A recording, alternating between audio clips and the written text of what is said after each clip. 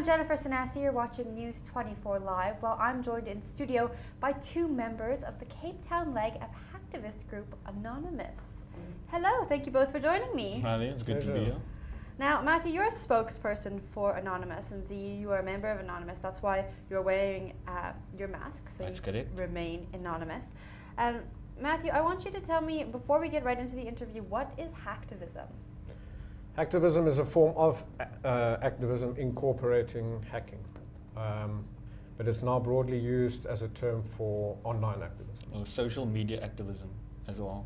All right. Now, how did you two get involved in Anonymous? Well, that started a while back. I started the Cape Town chapter of Anonymous several years ago, under supervision of the International Collective, or some of their members at least. And Z was one of the first members, most dedicated members. He was always at every march, every event, etc. So we become very good friends through that. Was there any event or what was happening in your life when you joined? Why did you want to join? At the time, it was the easiest and most effective way to make a change in front of a computer. There's obviously a misconception that a lot of Anons are 25-year-old boys living in their mother's basement, you know.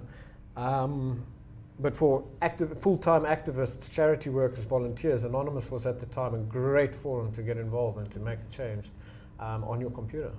Z, what's your story? Yeah. How did you get involved? For me, the reason why I chose Anonymous as my way to give back was because to me it seemed that it was the most effective.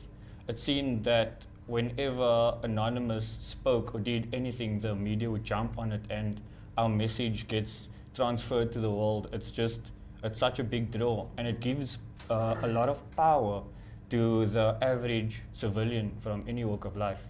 You put on the mask, you join us, your voice gets heard. That's how it works. Now, you talk about making change from behind a computer screen, and we talk about hacktivism and social media activism. I think a lot of people construe that as hacking to try and get information from certain sources. Is that the case, or are you doing something different? Well, to answer that question, you have to go to how Anonymous started. Anonymous started with the Church of Scientology. Video of Tom Cruise came out saying, you know, Scientologists are it. We're superior. Very exclusive, very secretive organization, which is pretty much the diametrical opposite of what Anonymous is and stands for. So it started by a few users of an image board called 4chan, which is not for sensitive viewers. It really isn't. No. And so they started identifying the Church of Scientology, and they didn't quite like this. So they took action. And the first Anonymous meeting internationally that occurred, there were thousands of people. There's actually one of the guys that was there saying, I was there and there was no one. And suddenly, I just saw this army of balloons and masks walking down the street. Wow. That's the thing about Anonymous. You don't know how many members there are. But when they get called upon, you can get quite a shock, as we did from day one, and as we continue to do. Yeah. Z, did you have anything to add? About